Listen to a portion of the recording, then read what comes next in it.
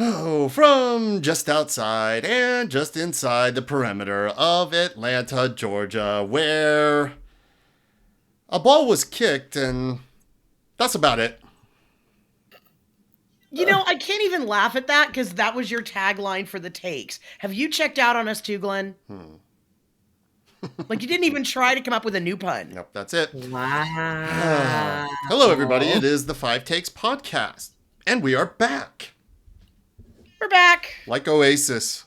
The shows look good. Shows look really good. All the footage from the shows, the very touching tribute to Diogo Jota. That was beautiful. That many people across sports, across music, across pop culture, entertainment, a horrific, sudden freak loss of really good guy and his brother as well. Really nice thing from Oasis there. The shows look good. Packed. They sound good. Is it an insult to Oasis to put them in the same "we're back" that we're using for this team? Because it feels like, from what you're saying, Oasis much better. Okay, much superior. But I do need to be clear. We were told by Glenn that we need to bring optimism and hope and joy, and it wasn't coming from him the rest of the season. And Amy said she's spent, so it's on you. Take two. If you're not watching the video portion of this, it is myself, Glenn, here. Amy is with us tonight. Jennifer is here. Kristen is still out. She was going to make an appearance tonight, but her daughter is ill. We think heat exhaustion. Everything's okay. So hopefully Kristen will be joining us shortly, maybe for Toronto next week. Ooh. But anyhow, Oasis, they look, Liam, they sound like they haven't missed a beat. Look really good. The set list. So set list is very good.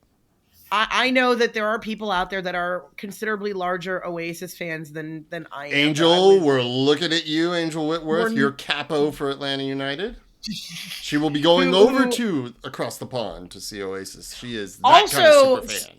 Also sourcing me the brand new all black Tottenham dope hot kit drop, and thank you, Angel, in advance for going to Lily Whites and taking good care of me, because I appreciate you, and I hope you get everything on that set list that they dropped for the first show, because it was a dream. It was everything. If you are an Oasis fan, that's everything you wanted to hear. And yeah, it's again, I get it. Like, I got to go to 2 Pearl Jam shows in a calendar year. So, I mean, sign me up for like once in a lifetime shows, and like getting to see Robert Smith and The Cure. Sure. Yeah. That's a big job. Like, that was a bucket list for me. I'd never seen them live. Okay. Never thought I would. 'Cause Robert Smith is getting up there, but let me tell you, he wailed for 3 freaking hours. It was unreal. Because these bands, they get to be a certain level, like The Cure and Pearl Jam, their catalogs are enormous. Yeah. Like, absolutely enormous. And so you're never going to not hear the quote unquote the hits, but like, it's a real treat to get to see something like, Spin the Black Circle for me, or A Forest at The Cure, which is like the OG, like, oh, let me just ride on Joy Division's shoulders into the sunset song. So yeah, anywho. Yeah. For those of you who are lucky enough to score Oasis tickets, I know Angel's not the only one. Y'all have the best time ever. Live your lives. Yeah, and soak that up, man. Be present. Put your phone down. Put your phone down, for real. Take some photos and stuff, but be present in that, because that was supposed to not happen. And even when it was announced, people were like, nah, like, these guys aren't going to break up again. Nah, he's not going to show up. Nope. They look like they're really having the time of their lives as well, which you love to see. You love to see a reunion like that. Good for them. Good for the fans. It's nice to have something positive. There was another huge show that took place across the pond this weekend too, with Black Sabbath finally ending. We think, I mean, they practically had to wheel Ozzy out on stage, but they did it, and he still sounded pretty good as well, for what it's worth, for being an old man and Parkinson's, and like, still doing it. But the tributes for them were really cool. There was this really great drumming off between who was on stage, Travis Barker from Blink-182, Chad Smith, Danny Carey. That was cool. So there was a number of really good musical acts going on this weekend, but probably none bigger than Oasis. I mean, when they say sellout, they don't mean like Atlanta United sellout levels when we announce attendance. Those seats, the standing room only, like it looked elbow to packed. elbow. Really fun environment, super cool. Black Sabbath was packed too at Villa Park. You know what else was a really fun and awesome packed out environment? What's that? That would have been the Bayern Munich Paris Saint-Germain match at this weekend. I'll tell you, MLS is a hell of a chaser to what we got to see. If y'all could see Amy's eyes right now, her expression is priceless. Yeah. Tremendous match. I was feeling a little bit sick during it. Still am. Still getting over a bit of I don't know what I had. And still have lingering, but I didn't want to miss that. So I didn't make the tailgate, but I did make the match, and I'm so glad I did because that was world class, man. You don't get to see that every day. We have gotten to see European teams here, but not when they're playing for something. And I know, brand new tournament, whatever. These teams were playing for it. A lot of money on the line, and just incredible from both players. Chaos at the end. Everything you could want. I was grateful for my perpetual FOMO getting me into this particular match, and even feel like I got my money's worth out of my last minute decision to go from free ticket to paid ticket down at the lower level. And shout out to FIFA for giving away a bunch of free tickets because y'all overpriced this thing. Oh, so Lord. Many free tickets. But you know what? A lot of people got to see some of the best soccer that you can see, period. I mean, the game was, first of all, just completely drunk. Yeah. I mean, any and everything that you could think to have happened, happened.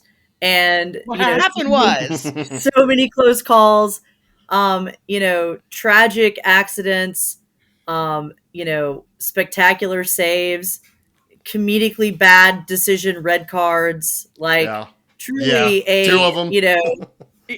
Right? Goodness. You had a couple of, and the goals that were scored were absolute Golazos. Banger. Yeah. And Bayern heartbreak called off. Penn then called away. Twice. None other than Mr. Anthony Taylor himself. Now Bayern knows Chelsea's pain. Oh, wow. That was...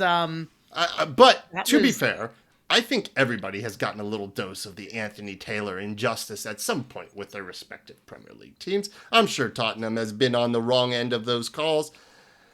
Oh, he is the Geiger, Greg Geiger of the Premier League. But I digress. It was still an incredible match. Really good atmosphere from both sets of fans. Both sets of fans. I'm so glad I got to see that and experience that in my hometown. Pretty cool. It's cool. It's a great precursor to what we're gonna get with World next Cup season. I'm looking next forward year to it. With the World Cup here, and it's definitely convinced me that maybe less bougie ass Asian vacations next year and more. I'll tell you what, more World Cup. You know what I'm looking forward more towards with the in regards to the World Cup. It's not the U.S. men's national team who just lost to Mexico in the Gold Cup 2-1. We're not even going to say anything more about that because we already have enough pain to talk about. Meanwhile, the U.S. women won again against Canada 3-0. How disappointing, only 3-0 instead of 4. Bless. But honestly, any other countries that I can go and get a different type of experience, some flavor in there, different cultures. That's what I'm looking forward more to. I've seen U.S. men many times. I'm looking forward to whoever comes here and getting to experience that. I was going to ask you, if you could pick any two countries to come here and be based here for the group stage in the World Cup, who would you pick? And why? Oh, dude, man, I think despite recent history with them, Orange Crush, the Netherlands, the Flying Dutchman, I've always been a fan. And I think I gotta go Japan, Blue Samurai. I mean, what other set of fans cleans up after themselves? Like, I don't know, man. Like, I think that would be really cool. I could totally get down with some karaoke with the Salarymen. I would love like a Morocco. That would be cool. Or the Super Eagles, Nigeria. Like, you only got two. But I don't know. Okay, fine. Japan and Netherlands. If you're making me choose, because I've seen I've seen Argentina and others. I've seen Brazil.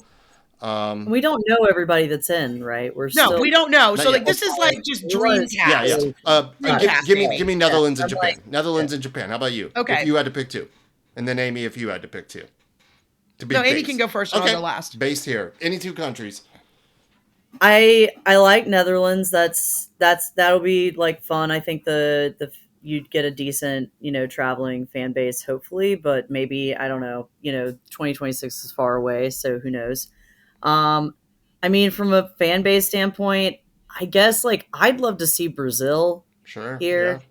I mean, how could you not want to see, and you always have, good fans. Like, I think for me, like I would like to see a South American team generally here, just because I think that they care a lot about it. They're going to show up regardless. I think the spectacle is good. Yeah. Even if I think the chaos that comes with them can be for sure. Bring a Chile here and watch what happens. Yeah. Yeah. Otherwise, yeah, Netherlands all the way. I think Colombia would be really cool. That's my number one pick. Is Colombia. I was trying not to steal that from Jen, which is why I was just like South America. Yeah, Colombia. Thomas Rodriguez, if he makes the team, if he's coming back up, so that would be cool to see. Shoot, Germany would be fun. I mean, first of all, Colombia plays fun to watch soccer, right? Their style of soccer is, it's speedy, it's a little brutal. It's not as clean and pretty as as Brazilian soccer or as Argentinian soccer. But I think in a lot of ways it makes it, you watch Argentina for the pretty, you watch Colombia for the chaos, because they can sure cause a lot of chaos. And that's fair. Let me tell you, no one travels like Colombia does for this kind of thing. And when they bring it, I mean, the carnival outfits, the drums, the atmosphere, the flags, to be in a stadium like I was for the Women's World Cup a couple of years ago when they played Germany, and you can't hear yourself think because the entire stadium is yelling their national anthem. That right there is completely what the World Cup is all about. Like it's that. And it's just, and also like the Colombians are fun and they're great people to hang out with. And I just, everybody that we met from Colombia was like super cool. So yeah, I would love to get the opportunity to see some of those folks again if they traveled for the men's game as well as the women's game. But I have no doubt that like from an atmosphere standpoint, you want atmosphere, they're going to bring it. And if I had to pick a second one, we're gonna have 2 for 2 for Angel. I would love to get England here. I would absolutely. I mean, come on. Yeah, it'd be fun. No one would ever survive a drinking contest between the English and the Colombians. Someone's going. Brady would be overrun. Yeah. The pubs would literally be drain dry. Like it would be that level of insanity, which, look, I don't know how many of y'all remember going out for the 96 Olympics and being around like some of the sponsor village things and like the Adidas house and the Swatch house. Like, you want to talk about some good times and fuzzy memories. That's kind of, it's like, I'm going to have a very big birthday the year after that. So I kind of want like one last hurrah of summer party. Whatever, before I'm too old officially too old to contemplate doing that again. You're never too old. Come on. No. Not to me. Well, guys, I have to say, we are 15 minutes in, and like I've said in previous pods, the length of our intros coincides directly with how poor the team is doing. The longer the intro and the more time we take to getting to talk about the match should tell you how much we don't want to talk about the match, but wait. Yes. I need to give some mad snaps to Maddie and Grant, is it Graham Chapman or Grant Chapman? Who's the guy that fills in for Abe on 92.9? Oh, I forget. It was, I don't know who it was this week. I'm not sure. Is it Garrett Chapman? I can't remember his first name. I'm pretty sure his last name is Chapman. Yes. Sure. Garrett Chapman. Anyway, I need to give Garrett and Maddie a big old shout out because I don't know how the hell they found an hour's worth of whatnot to talk about that. Yeah, I remember Garrett actually saying, like, so I take a lot of notes during the course of a match. I like to, have my stuff dialed in and make sure I'm hitting all the right points, all the key moments, talk about that stuff. I got half a page. That's it. Yeah, shout out to them. Hey, shout out to the whole Mike and Jason. Again, everybody. Like, what can you say when it is the same thing week to week? I struggle just coming up with 5 points for us to talk about that aren't the exact same 5 points from the previous match. It's tough. So I need to show you what Jennifer's Amy got her phone up. I need to show you. It's very difficult to see. I don't know. No, okay. There we go. Now you can see what Amy looked like a little bit after. So let me describe this for you. This is Amy on a sofa, but you cannot tell it is an Amy because there is a blanket over it, and she's gone full on ghost mode. Yeah, it's tough. I'm simulating. Listen, that's how we all wanted to watch this. This is tough, but we're still here.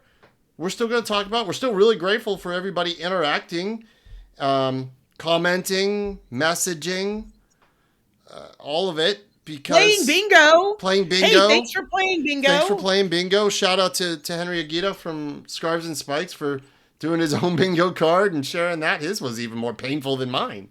It's tough. Also, shout out to everybody who's hit the sign up genius that wants to come to the little watch party at my house next Saturday. I know there's a bunch of events going on next Saturday. There's a puppy event, Footy Mobs having Atlanta United's having their own thing. Our annual. Footy Mob is having Puppy Mob Part 2. Because the last Puppy Mob was a little bit challenged in terms of the day and the time and whatever. So we're doing the big old Puppy Mob. We are going to have options to distract you. Yes, we're going to have free pup cups. There are going to be fans and water available for your pet pooches, and we are having best dress. That'll be happening at the Midway Pubster. The Midway Pub for Pups. 7:30. Midway Pub for Pups. We will be having some swag prizes for the best AUFC dressed pets. All right. And also, hey, if you happen to be listening and you happen to be a mobber and you show up to help with the TIFO this week, because Lord knows your friendly neighborhood TIFO committee needs your help right now. We are buying you your first drink special at Puppy Mob this weekend. There you go. So go. JD has coupons, so go to TIFO and see him and help. Go check that out. Or, if you want to focus on the soccer, you can go to the Atlanta United little pub crawl thing that they're doing as well. Or you can come over to my house and we're going to have snarky bingo cards and snacks and watch this painful thing with Toronto together. We shouldn't expect much. We couldn't score a goal against one of the worst teams in the league. In a place where we've actually historically had a fair amount of success. We haven't had success in Toronto. So, Amy has a question. Amy. No, not a question. I'm just saying we're sort of mid-level success in DC. The first couple years, DC kind of had our number. Your goalkeeper did. Sure. But outside of that, yeah. So I'd say it's sort of mixed results. But you're not wrong about it in comparison to Toronto, where we're headed. That's kind of what I was. Historically, we've had not so great luck in both locations. Yep. Just the truth. We'll keep. But that's great, optimist Amy. Hey, Andy. Look, I was let off the hook. We're going to keep analyzing. We're going to keep talking. We're going to try to find things to talk about just as much as the SDH crew and everybody else is. Scarves and Spikes, all the different pods around here. Thank you for supporting all of them and everything. It's tough. It's tough because it is Groundhog Day. It is the same shit week in, week out. And virtually every comment that we got on various platforms reflects that. Running through them very quickly. On Facebook, Scott Danielson, thank you. Sometimes a 0-0 draw can be an exciting game. This wasn't one of those times. Correct. Correct. I need to go back. I need to go back for a second. To the quality and level of play that we saw at PSG versus Bayern. Like, it was fat, like whatever. If that had ended 0-0, you're like, but I was entertained. Absolutely. And Mark, my amazing boyfriend Mark, he made the comparison of watching the United match being like watching a single A baseball game, having just watched a major league game. Now, I took this a step further off of head lady in charge of All Stripes. Her comment where she said it looked like a training session. Melody. No fire, no burning play. And I expanded on Mark's analogy and said it was like watching a little league game after watching the World Series. Because there was that much disparity in actual play quality. Which is bad look for the league, because we have quality. Like, we've seen it. We've seen it with this team in the past. Is it at that level? No. But come on. But what we saw was just like nothing. So, yeah, agreed. It's like they forgot their cleats in the locker room and just were, what was it, divots? I think Doug said something about the only thing they managed to kick up there was divots out of the pitch. Wow, Doug. I think the other thing that's like that really stands out though, right? Why it's not just the World Series to to single A baseball, right? Why the gulf is so large. I think it's not because necessarily of the quality, though the quality is clearly a factor there. It's also the mentality and the heart and the just sort of the feeling that you have that they're playing for something. And now, granted, there's a lot of money on the line in the Club World Cup, and money is a real motivator, okay? Like, I'm not trying to downplay that. For sure. But there doesn't seem to be there's very little pride. We've seen right now players on this team play for with our team. Outside of Efrain Morales and Will Riley, like outside of our homegrowns, like, and look, I will, in an attempt to be optimistic, say that I think going to the 4-back was the right call. Luis Abram does seem to perform better in that position. I thought Morales did great establishing his presence against Benteke early and picking up a yellow and still being able to manage that. Kudos to him. The future is bright. That's about as optimistic as I can get out of this, because the rest of it was like the team were chickens with their heads cut off, just running around aimlessly. And it was everybody. It was not even that degree of entertaining. Like, I feel like that would be more entertaining than what we saw. It was like all the takes that didn't make the cut on the Benny Hill show. Yeah. And it was the whole team. Tim Steimer listed some needs for the roster, which is basically the entire roster. I don't know if he knew he was doing this, but he listed every position. As far I as think he did know he would. Okay. He was on the up and up. He totally knew what he was doing. Yeah, it's the whole damn team. On X, spreadsheet jockey, as per usual, his only thought is that since Miggy is seemingly never where he is supposed to be, just dump him in that left winger spot, put Saba on the right. This puzzle doesn't fit together, but at least minimize the number of pieces out of place. Homer, this group of players and coaching staff is not worth dumping money into to try and save this and next season. Whew. Just ride it out, flip players, get bare minimum, hire Laurent Courtois, draft all the players, sign 2 $5 million DPs, 2 million 3 U22s, and go from there. Also, bye-bye Garf. Yeah, maybe. Gigi Slavic has been asking for Jamal to start for a while. That's off of point number 4. Probably that time. And TNT 17. I still want to see more of the kids overall. Glad we got some of that today with Morales starting, Brennan coming off the bench. So hopefully Ronnie continues that. That is a point of positivity with this team over the course of bad years. The kids, right? Like, the kids have been good. But I'm glad that they've made that point, because I have to say that one other thing that I just felt, aside from wanting to just bury my head in a blanket and or fall asleep after watching that match, was why are we even bothering with the subs that we're making when we're making them? It just felt very late. Like, it felt scared. Like, we have given up so many goals and we have been so terrible that Dyla is truly at the point where he's like, I don't care what it takes. We are keeping a clean sheet. And I'm not saying that we shouldn't have that mentality, but it didn't feel like we were actually going for the win that we desperately need. And waiting that late to bring on Brennan and try to bring on just anything felt to me like the minimalist effort when you're too scared to actually go for it. And everybody, that the whole tells team. me a lot about where Dyla believes the ceiling of this team is right now. Yeah. I think all due respect, I don't know what else Dyla could try at this point in time. I'm not saying that's his fault. I'm just saying that's where he is. I mean, like he's changed formations 3 times now. He's changed personnel up multiple times. I mean, some of that's been out of necessity. Obviously, we're just as injured with long-term injuries to key positions as we have, as pretty much as we were in 2022, slightly longer durations. But I mean, Muyumba was out for 2.5 months. I'm seriously at a point of spaghetti against the wall, like physio. Like, is there something about training on grass? No, we actually, Amy, I figured it out. I figured it out.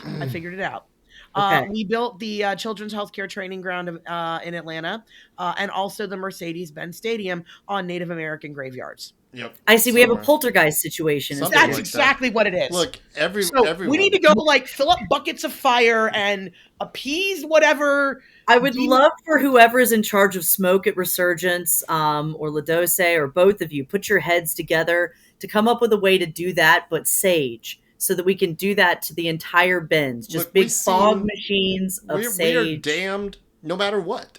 If we keep the coach, we keep Ron, and we bring in a bunch of new players, and it's still awful, well, then it wasn't the coach who was the bigger problem. If we sack Ronnie, keep a lot of the players, and it still doesn't work, well, Ronnie wasn't the problem. And by the way, we have done both of those things over the years. Nothing has worked with the first in the last 3.5 years. Yeah, I know. That's what I'm saying. Nothing has worked. Nothing has worked. There's something fundamentally wrong with the first team, year in, year out. And it really doesn't seem to matter who we plug in on the player, coach, or personnel side. Perhaps the only thing we should be looking at, the one area of consistent success with this team, is the kids. Why is our development with youth so good year over year, whether they stay with this team or move on to somewhere else and have success? And the first team unable to get it together top to bottom. Why? And how many of those kids have we seen go on to be successful elsewhere? This is now, not all of them, but they've had a good shot at it. The ones that the only one who didn't was really someone that none of us were sorry to see the rear end of. Who? It's actually true. Well, Andrew Carlton. Yeah. Yes. Yeah. No. But his brother's doing all right.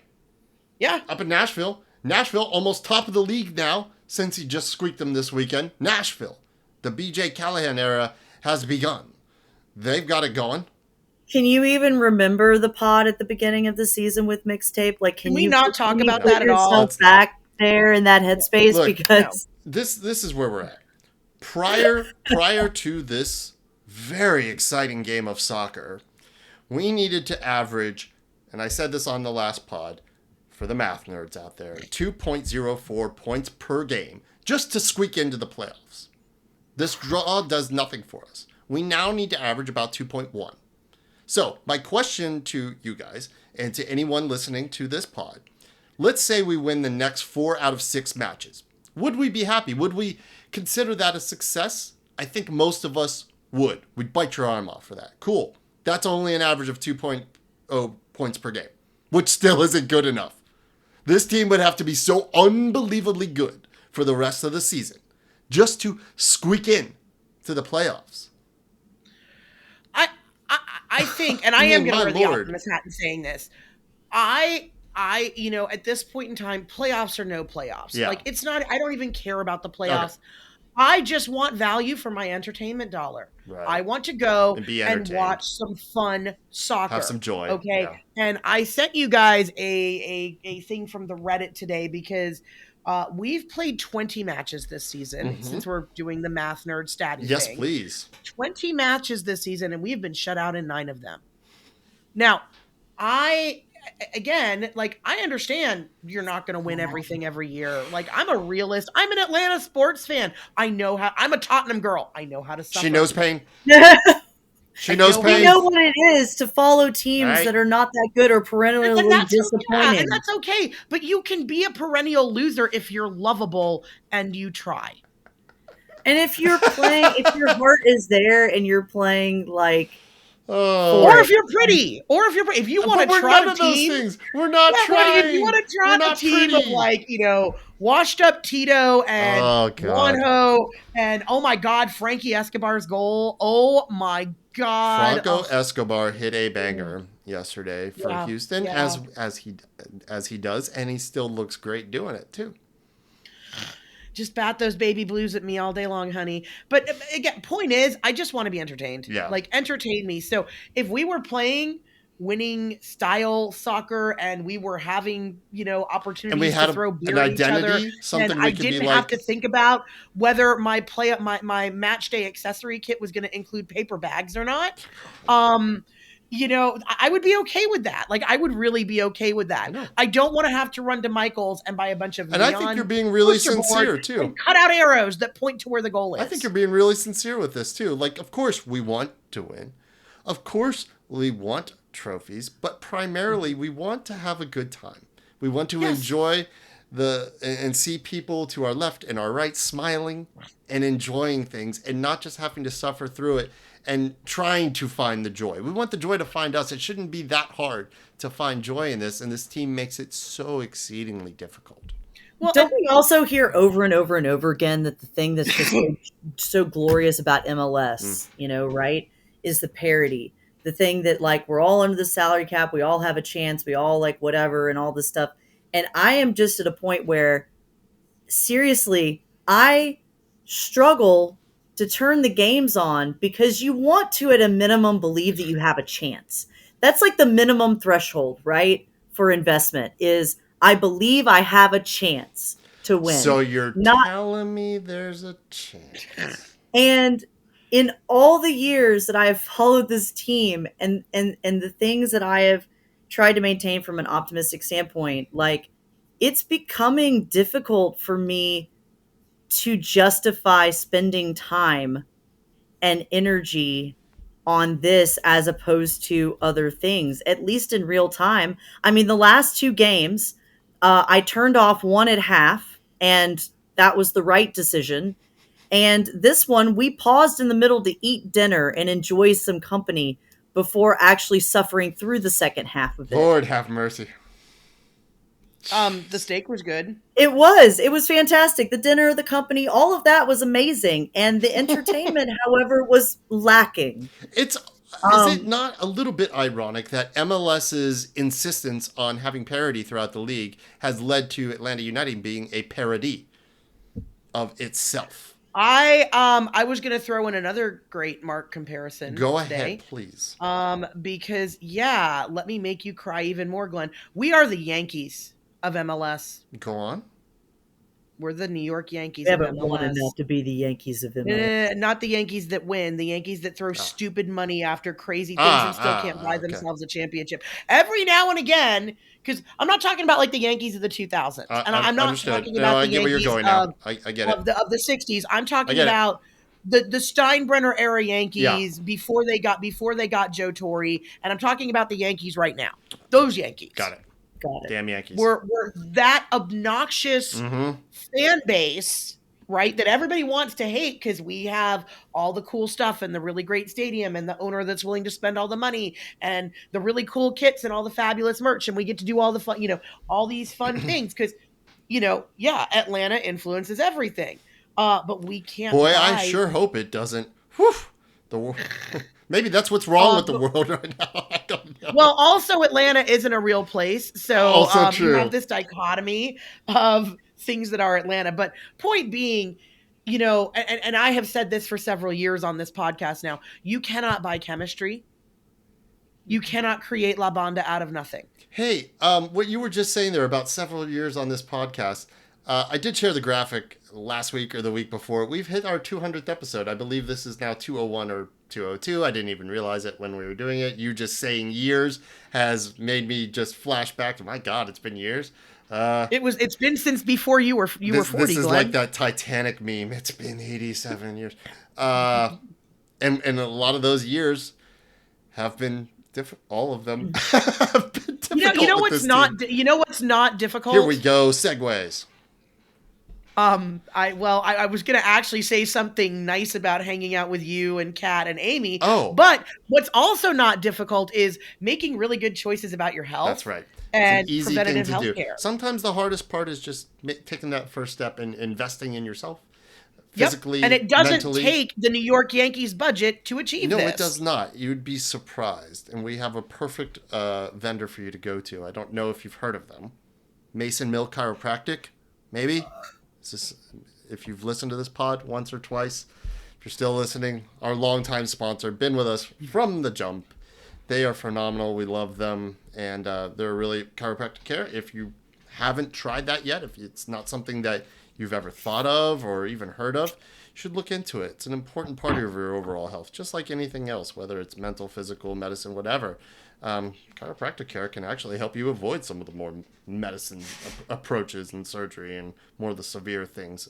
Routine body maintenance, really important.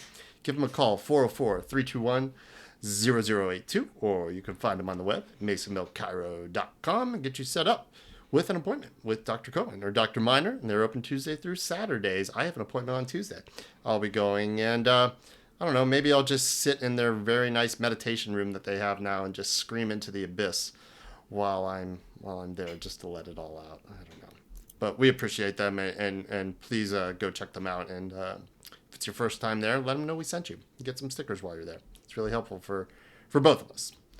All right, so takes. There's not a lot that we have to dive into here. Mickey, separation anxiety with the ball. He's everywhere and yet nowhere he needs to be. Dropping back as that left back almost at some point and hitting that poorly weighted pass that nearly turned into a chance for DC. That's pretty much indicative of his play this season. It's just very unproductive, very shocking.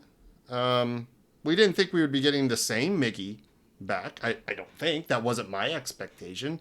But it also wasn't this of just nothing and just constantly feeling like he's got to get his foot on the ball wherever that ball is. He's like a dog just chasing this thing around, and once he catches it, he doesn't know what to do with it. Like, there is absolutely no trust seemingly between Miggy and the rest of this team. And I truly am at a point where I really don't totally get it. Yeah. I felt like Alexei Maranchuk and Saba and several others have moved positions, switched play, changed angles, done everything to sort of adjust and fit square peg round hole around Miggy. And the more he gets on the ball, the less confident I am that anything's going to happen. And that is a statement. Now, is he hustling? Is he trying to get back? Are you seeing moments? Yeah, but it's not what we need him to be doing. No, you're hustling. And on top of that, it seems to have completely broken our $20 million striker, which is I'm not really sure what to say He's at this had point. His chances too, though. Yeah, right? Jamal. I can't. I don't know what to say. You got to start Jamal now. I know it's number 4, but you got to start Jamal now. Latte Lot has had chances, and it looked embarrassing yesterday. You got to bury those. You have to at least put them on frame. I don't know, man. It's beyond the yips. It's just none of these guys are working out. Our 3 key players, who you need at least 2 out of 3 of them to hit, none of them are. Alexei had a good little spell. He was looking like it was coming together, and I know we're down Jay and several other players. I know, but you bring in DPs into this league to be game changers for those periods of the season that you're going to have where players are out, injury or international call-up, and none of these guys are. There's not. The loss of Jay is not nothing, though. The loss of Jay is basically it's huge, stabbing yourself in the heart, and we're on life support now. I get it, basically. but a DP has that ability. We've got a machine breathing for us because we have no Jay. But the DP's got to have an ability to okay, this team is struggling. Y'all get on my back. Here we go. Nobody has that. We don't have any DPs that can do that. Not one. And that's how you have to pick your DPs in this league. You need game changers. There was a lot of interesting discussion this morning in the Atlanta United FanTV Discord, which, by the way, if you're not a member go join of the Atlanta United go join the Atlanta United FanTV Discord. That is a lot of words. Sorry. But we were having a kind of What's wrong with us? Therapy session, bitch set, whatever you want to call that. It was Grego, it was Homer, it was me, it was Bill Gluckman, and if trying to identify what it is. And I had the epiphany that Garth has, we hammered Carlos Bocanegra. Yes. For missing on about a third of the DP signings yes. that he brought in. We raked him over the coals for it. Can y'all name one DP signing that Garth has hit on? Yeah. Hold on. Wait a minute. I'm just asking. I mean, maybe I forgot one. No. Gigi for a minute. For a season. I thought he was. It wasn't even a whole season. Huh? I wouldn't call it. Yeah, but I agree. I was all in on that guy, but that's... Yeah, we know you were. We still have to and he was great for a season, honestly. And one of the moments I'll remember about Gigi, apart from the great goals that he did score, the moment for me that sticks out was who was it that gave up that goal and then he picked him up immediately? In that he whiffed. Match. He whiffed on an absolute sitter. I think it was Jean Day. Right? And Gigi turned Jean around was beside himself and he came over and lifted up and he started getting the crowd up. That really stuck out to me of something like, okay, yeah, need you to do your DP thing, but we've been missing that too. And then, but that went away too.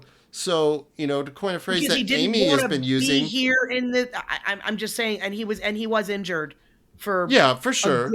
But that's what I've been looking for because but then it didn't work out. And not only are the players snake bit, so are we as fans. Because we can't trust anything anymore. We can't, We felt good about Latte Lot. First few matches, like, okay, this guy can finish without a lot and nothing since March. I just don't know anymore. Something I wish we would do that is simple, that we just don't do and have never done in defense of other teams, and defense of Atlanta United, other teams don't do as well as long throw-ins. I've never understood this about this game. Philly eats that for lunch. I don't get it. Like, you're near the box, and you're allowed to pick the ball up. Throw it in there. Throw it in the box. Maybe you get a lucky bounce. Kick the thing in.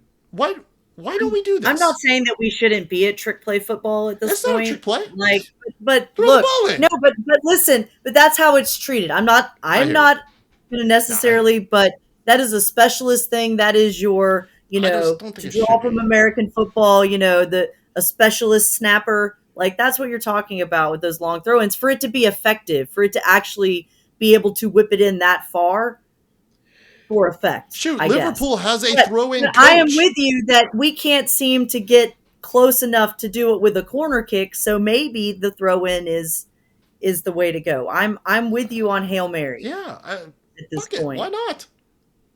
Because we're not doing anything else well. Including, I mean, if we're signing people to fill the building up, I mean, Ben Tozier's got a pretty decent following on social media. Okay, just saying. Yeah, fair enough. The other thing we didn't do well last night, it was really funny. So the club tweets out before the match the Home Depot tools to the match, like 3 points this team needs to do to win. And the first 2 points I think were stop crosses, create more chances, and then convert those chances. I believe were the 3 points. Yeah, all of those really important. We didn't do any of them. We couldn't even stop the crosses. Fortunately, Benteke didn't get his head onto them, and that's good. He's still clearly not 100%. Hey, wait. But going back to what Amy said, Benteke didn't get his head on them because Efren Morales had himself a night. Fair. Let's give some props. Sure. Let's give some props. He was the 92-9 man of the match, and I think it was very well deserved. Yeah. And like Amy said, especially considering that he was on a yellow, he played a very, very smart match, and he played a feisty match. We all think that is like for the kids. You think the Noah Cobbs and the Efrains of the world are seeing what's going on around them and scratching their head going, hey, I'm a kid and I'm out here on the mic, busting my ass as well, earning man of the match honors. What are y'all doing? I think there are a lot of kids asking that question in the world right now. But yeah, on the bench too. I think that they're asking the question of, why am I on a minimum salary? What is it to be a professional, I guess? And, it's hard because there are a lot of guys on this team that I like, Sure. that I want to be successful, Guys you've that seen are at the training nice ground that you guys. There enjoy. are guys like, Saba that you've seen put his heart on, For sure. For the team, but it's just there's just not enough Yeah. of it. And, you know, I, Yeah. I hate calling out a guy and saying like, No, do it. you're not trying, but it just doesn't feel like, Collectively, it doesn't feel that way. no, there's And you just were saying that not. with Ronnie as well, just in the terms of the subs and ever. It just feels like I think Ronnie is doing everything that he can to be professional and not say, I'm sorry, but nobody can do anything with this. I think that, as we've said most of the season, like Ronnie was brought in to do a job. I think he was brought in to create, obviously, a championship dish. And apparently the ingredients he was handed are not the right too ones, much salt. if you want to be nice about Too it. much salt. And I don't think that you can hand anybody, Yeah. fish that's turned and expect a good dish out of it. And it seems like there's been some spoilage in the locker room. Like, it just doesn't feel like the guys are there for each other right now. And that's the thing I'm the most disappointed in, is not, like you said, Jen, it's not the results. It's not that we're losing. It's that it just feels like Yep. the investment is not there. It's hard to, we have felt, and the community, I think, has felt very much since the inception of this team like family, right? And yeah, we don't know these guys or whatever, but like, you go out there and you see them fighting for, it's like you want to fight for them, you want to yell for them because they're part of your fan, they're part of that fabric that makes up whatever. And yeah, it sounds stupid and cheesy to kind of throw your emotions No, it into, doesn't. Not at all. No. but I like get something. Yeah. I actually have a theory on this. Oh, So, please. and look, I will fully eat my words on this if somebody can show me where I've just missed all of the fan, interaction that they're trying to generate here. But I think that in 2017, 2018, pre-pandemic, something that we had, and I get that there's sponsorship, I get that there's a lot of things that go into it, and guys have to be willing to do it, and yada yada yada. But there was a lot of fan engagement. And even if it was the same kind of handful of guys, but it was enough different guys that you kind of got this connection with the guys. And I feel like that was reciprocal, right? And ever since at least the pandemic, you've just not had that. I get that we do the fan day at training, and I appreciate think that. I Darren was a appreciate the big team part are of that. opening up and stuff, but it's just not quite the same as that kind of just ever present. I think Darren Eels. They do still do like the random pop-ups at Publix and Chick-fil-A. But it's not the same. I think Darren Eels. Darren Eels was a big part of that. I mean, look what happened when COVID and everything shut down. They still wanted to stay connected with the fans. They started Spiked Up, that little podcast, briefly, with him and Boca. Yeah. A lot of that comes from a personality like Darren. It's a top-down mentality, right? Yeah. And I get that they're trying to bring some of the Seattle things with the training days and all of that, and I appreciate that. I'm not trying to, but it's gone too corporate. Yeah. It's gone too distant from the community feel, and I feel like that is seeping into the locker room too, that feels too professional and not investment. That's completely where I was. And I think everybody can pick up on that. You're picking up on that. I am. Fans are. Players probably are too. I want that's very astute. I want to circle back to the thing that you said about the academy and the academy having success in terms of player development, right?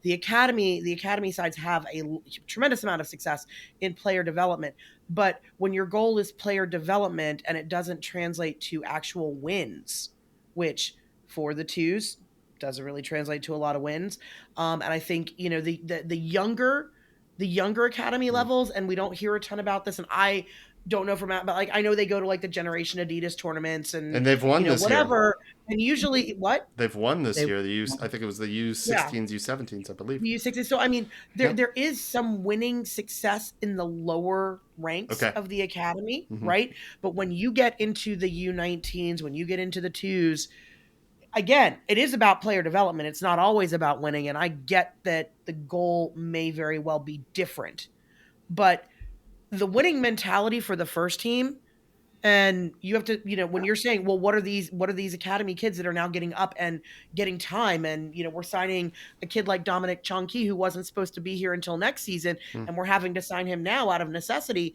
but he's riding the pine and he's not necessarily getting the kind of minutes. Is it good or bad? Like, right. if the goal is development, and the goal isn't also development and creating winning mentality, when you get to that first team and you're not used to finding that way to dig deep to whatever it is that brings you joy of the sport and the game that you get to play as a serious privilege professionally, it's not going to translate to the first team. And these kids are going to either go somewhere where that can be developed or and continue on that trajectory, or it's going to fizzle out like we've seen here. And those poor kids are going to get burnt out too, because it's not fair to put it all on them the way it has been. You're not wrong, but also look, we have a dog now. There's a dog that's come into frame here. There's a little puppy on the screen. I'm sorry, y'all. Boomsday apparently has continued in my neighborhood. Oh yeah, 4th of July multi-day holiday. So scared. Wendy is quite terrified, and so I'm so sorry. Okay, let's move this thing along so you can be with your puppers there. More important things. So look, number 5, numbers don't lie, and this game played out exactly as the stats and results of both these teams suggested it would. It's nice that we didn't concede, but DC isn't any more clinical with their chances than we are. There just hasn't been any progress made with our attack. Barring a massive summer window, we shouldn't expect anything different. Ronnie has said the same thing week in, week out, and like Amy and Jennifer, you've both said, like, what else is he going to say? I mean, what fixes this? Hard work and training and consistency. Yeah, I mean, you're not wrong when you say that, but also nothing has gotten better. Nothing. So, I don't know. This is just where we're at. And I feel the commitment and the investment and the caring more from him, and that's not just because we hear from him more. I agree. You can kind of read the pain in his voice, and that he wants more, and he's not getting it, and he looks as confounded as everybody. Quite a season, quite a year. All right, guys. Thank you very much for continuing to listen and watch and support all the stuff we've been doing and all the stuff FanTV is doing. Scarves and Spikes, ATL on Fire, Doug at the AJC, everybody. I'm sure I'm missing some. 5-Shot Final, 92.9, Abby, John Nelson, Soccer Down Here, all of them, all the coverage they're doing, the great coverage they've done with the Club World Cup. Cup. It's been fantastic. Over there, dogs are World Pup. And again, this coming Saturday, you have pup options. Will this little dog be coming to the Footy Mob puppy outing, or is he not so much an outing? I'll have to talk to Jen and get more information. Okay. All right. Well, that's happening at Midway. What time, Jennifer? On Saturday? 7:30 kickoff. You can get there. There's the Dog Days of Summer Festival going on in East Atlanta at the Farmers Market, which is basically across the street from Midway. Yeah. They'll have cooling station, all sorts of fun stuff for dogs, different stops and vendors and whatever. So we'll start gathering up around 7. Kickoff's at 7:30, and the main event, Hardy Har Har, is the halftime pet parade at. That is the main event. Let's be real. And just as a reminder, the Midway Pub is a family-friendly venue. All of our furry friends of all ages, sizes, shapes are welcome at the Midway Pub. Yes. So bring your pets, whether they have fur or you just need to keep them on a leash to keep them safe and out of trouble. And then if that's not your flavor, you want to come hang out with an equally friendly dog at my house, you're welcome to do that. We're having people over starting around 5 until the end of the pain at 9:30, 9:45 when the match ends. I will have snarky bingo cards physically here. I'll put the digital ones out later this week for you to enjoy. Hopefully Henry Agita from Scarves and Spikes does his own. His were even snarkier than mine. I was like, good grief, man. That's impressive. So you can check that out. And I guess the club is hosting their own little